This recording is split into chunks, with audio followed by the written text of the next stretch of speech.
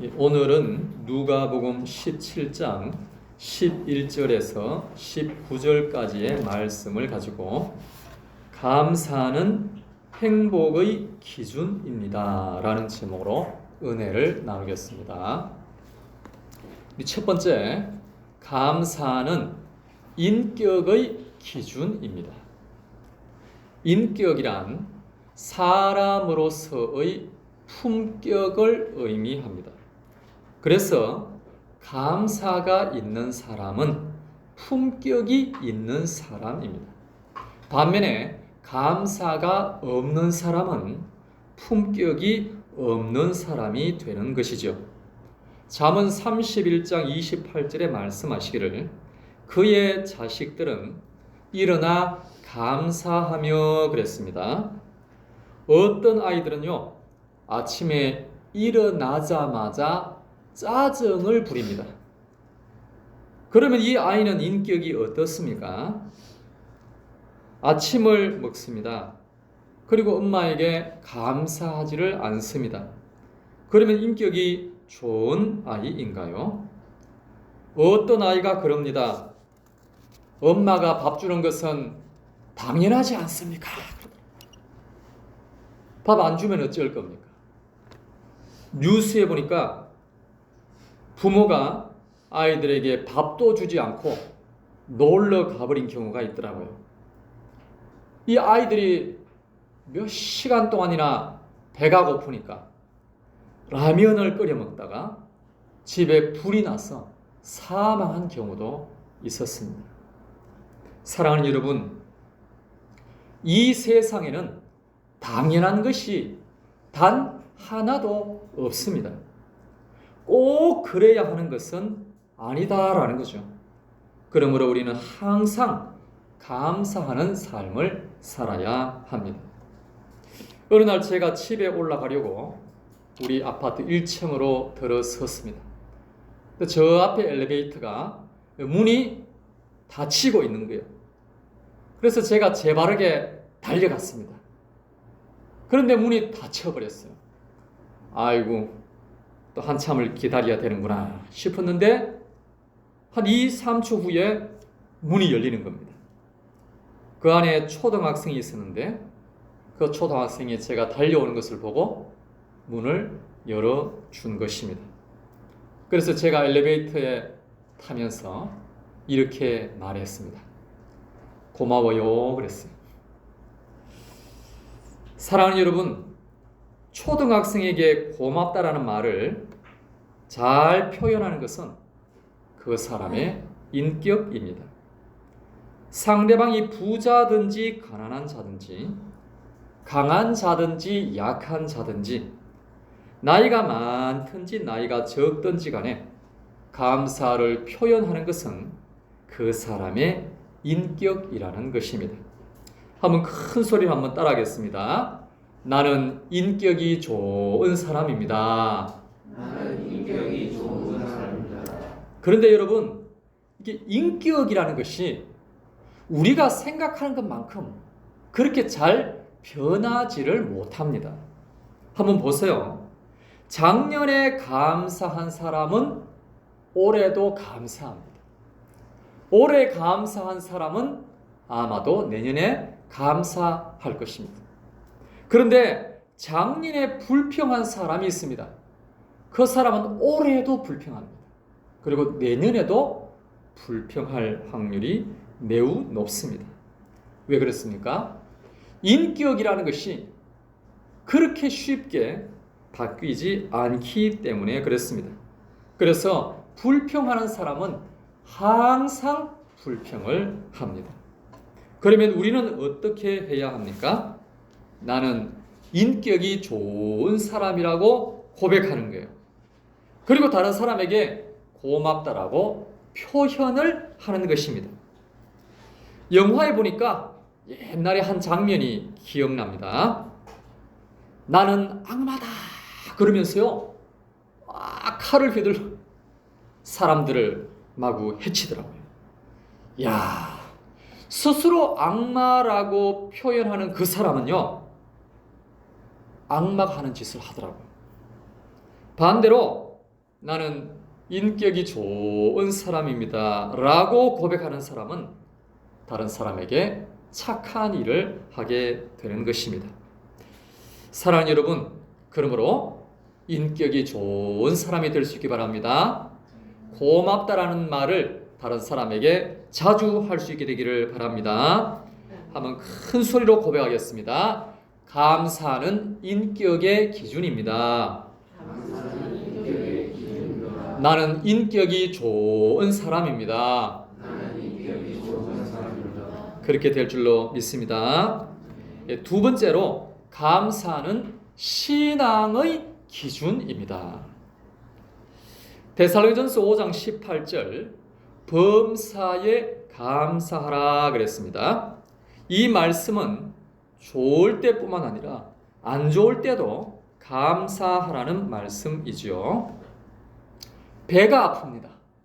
아이고 배야, 하나님 감사합니다. 이렇게 고백하는 사람은 어떤 사람입니까? 신앙이 좋은 사람이죠. 그런데 한번 생각해 보면 배가 아픈데 뭐가 감사한가? 배가 안 아파야 감사하죠. 사랑하는 여러분, 배가 아플 때는 감사하지 않고 배가 안 아플 때 감사하는 것은 보통 시민의 기준입니다. 그러니까 이것은 누구나 할 수 있는 일이죠. 그런데 여러분, 공교롭게도 이런 보통 시민보다 수준이 더 낮은 사람도 있습니다. 그것은 배가 아플 때도 감사하지 않고 배가 안 아플 때도 감사하지 않는 사람입니다. 그러니까 어떠한 상황에서도 항상 감사하지 않는 사람이 있습니다. 이 사람은 어떤 사람입니까? 바닥입니까? 이 사람은 지하입니다. 마이너스 인생이라는 것입니다. 그렇다면 여러분, 최고는 어떤 경우입니까? 배가 아파도 감사, 배가 안 아파도 감사한 경우이죠. 그래서 범사에 감사하라고 하신 겁니다. 좋을 때도 감사, 안 좋을 때도 감사, 내 뜻대로 될 때도 감사, 내 뜻대로 안 될 때도 감사하는 사람은 좋은 사람입니다. 그렇다면 여러분은 보통 시민의 수준입니까? 아니면 마이너스 인생입니까? 아니면 최고입니까? 오늘 우리 모두는 최고인 줄로 믿습니다. 하나님은 우리를 어떻게 여기실까요? 하나님은 우리를 항상 최고로 여기십니다. 실제로 우리가 최고여서 최고로 여기는 것이 아닙니다. 하나님께서 우리에 대한 기대를 놓지 않으셨기 때문에 우리를 최고로 여기고 계시는 것입니다. 그래서 지금은 비록 우리가 세상 사람들 수준에 머물러 있다 할지라도 혹시 지금은 바닥이고 지하이고 마이너스라고 할지라도 하나님은 우리에 대한 기대를 결코 버리지 아니하신 줄로 믿으시기를 바랍니다. 우리 큰 소리로 한번 따라하겠습니다. 감사는 신앙의 기준입니다. 세 번째로 감사는 행복의 기준입니다. 시편 97편 12절에 보니까 의인이여 너희는 여호와로 말미암아 기뻐하며 그의 거룩한 이름에 감사할지어다 그랬습니다. 감사가 있는 곳에 무엇이 있는가 하면 기쁨이 있는 것입니다. 그래서 감사와 기쁨은 항상 함께 가는 것이죠. 누가복음 10장 27절 그때에 예수께서 성령으로 기뻐하시며 이르시되 천지의 주제이신 아버지여 이것을 지혜롭고 슬기 있는 자들에게는 숨기시고 어린 아이들에게는 나타내심을 뭐합니다? 감사하나이다 그랬습니다. 예수님께서도요 항상 기뻐하시고 항상 감사하셨습니다. 사랑하는 여러분, 역사상 누가 가장 많이 감사했을까요? 아마도 우리 주 예수 그리스도일 것입니다. 그러면 누가 가장 행복했을까요? 아마도 예수님일 것입니다. 요한복음 5장 11절, 내가 이것을 너희에게 이름은 내 기쁨이 너희 안에 있어 너희 기쁨을 충만하게 하려 함이라 그랬습니다. 예수님은 항상 기쁨이 충만하다고 그랬어요. 그래서 예수님은 자신 속에 있는 그 기쁨을 제자들에게도 전해주려고 하셨습니다. 그 기쁨이 항상 있었기 때문에 극심한 십자가의 고통도 기꺼이 견뎌낼 수 있었던 것입니다. 사랑하는 여러분, 지난 상반기를 돌아보았을 때 과연 나는 감사가 얼마나 많았습니까? 그랬다면 나는 참으로 행복한 상반기를 보냈을 것입니다. 혹시 불만과 불평이 많았습니까? 그랬다면 반드시 지난 상반기는 불행했을 것입니다. 왜냐하면 감사와 행복은 바늘과 실처럼 항상 함께 가는 것이기 때문에 그렇습니다. 사랑하는 여러분, 진정 행복한 인생이 되기를 원하십니까? 그렇다면 더욱더 감사할 수 있기를 바랍니다. 그렇게 된다면 천사도 부러워하는 그러한 백성이 될 줄로 믿습니다. 우리 큰 소리로 한번 따라 하시겠습니다. 감사는 행복의 기준입니다. 마지막 네 번째로, 감사는 축복의 기준입니다. 오늘 본문에 보시면 문둥병에 걸린 사람 10명이 예수님께서 자기 마을 옆을 지나가신다는 소문을 듣고 달려가서 예수님을 만났습니다. 그리고 자신들을 치료해 달라고 예수님께 큰 소리를 쳤습니다. 그랬더니 예수님께서 그들에게 말씀하시기를, 가서 제사장에게 보이라, 그렇게 하셨습니다. 그래서 이들이 가다가 문둥병이 깨끗하게 낫게 되었습니다. 그런데 그 10명 중에 9명은 좋다고 하면서 집으로 가버렸어요. 왜냐하면 이제 치료가 되었고 자유를 누리게 되었고 가족들을 만나는 기쁨을 생각하니까 너무나 행복한 것이죠. 그런데 이들은 감사가 없었다는 거예요. 무엇이 없었다고요? 감사가 없었다. 그냥 자신이 좋아하는 것으로 그쳤다는 겁니다. 사랑하는 여러분, 당시에 이 문둥병은 저주받은 병입니다. 그런데 예수님께서 치유해 주셨잖아요. 그런데 왜 예수님께 감사 한마디도 하지 않습니까? 정말 이 사람들은 지하입니다. 마이너스입니다. 이 사람들은 인격도 없고 신앙도 없는 사람들입니다. 그러나 한 사람은 달랐지요.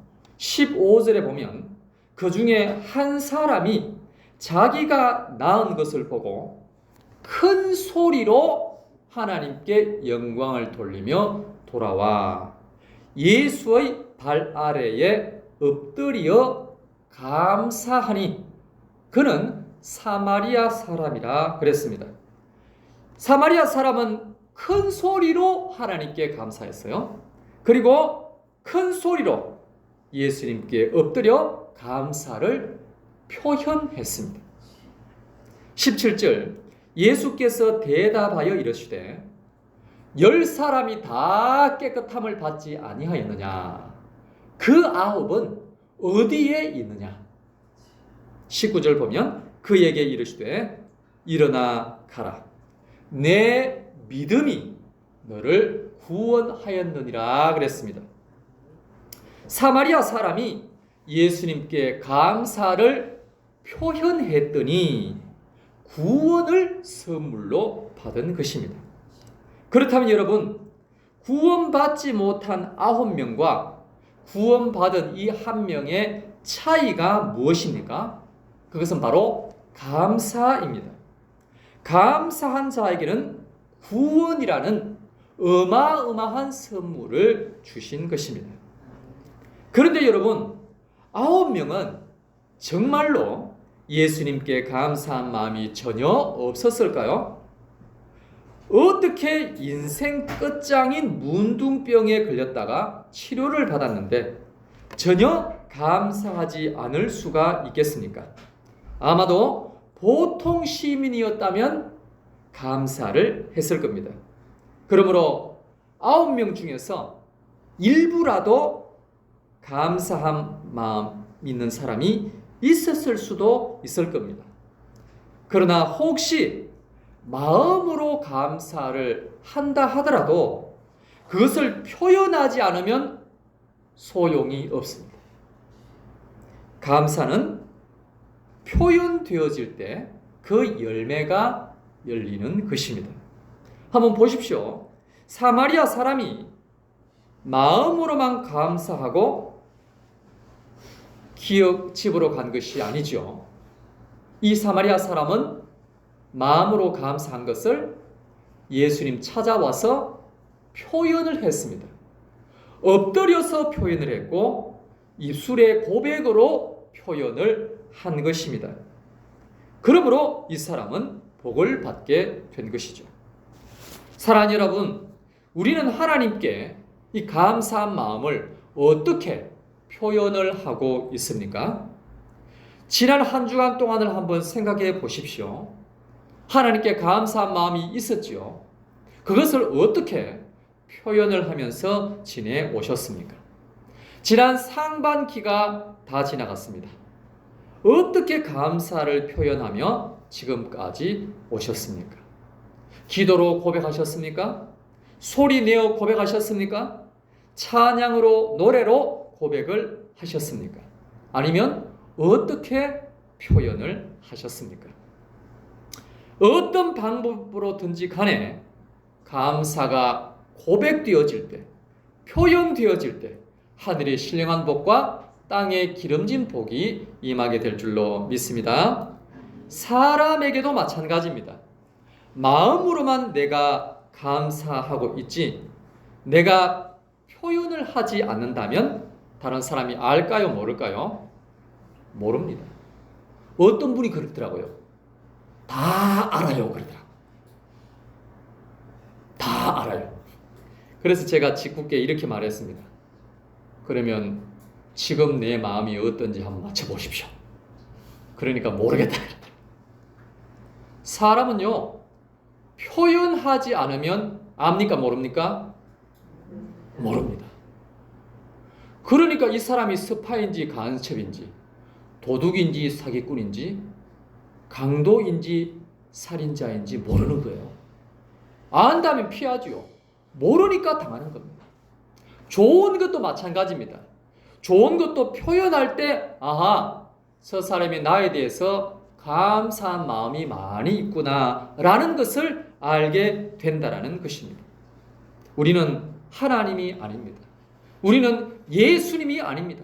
다 아시는 하나님에게도 표현할 때 하나님께서 은혜를 더하여 주시고 선물을 더하여 주시는데 하물며 모르는 사람에게 우리가 표현하지 않는다면 무슨 좋은 것을 기대할 수 있겠습니까? 그러므로 여러분 항상 표현할 수 있기를 바랍니다.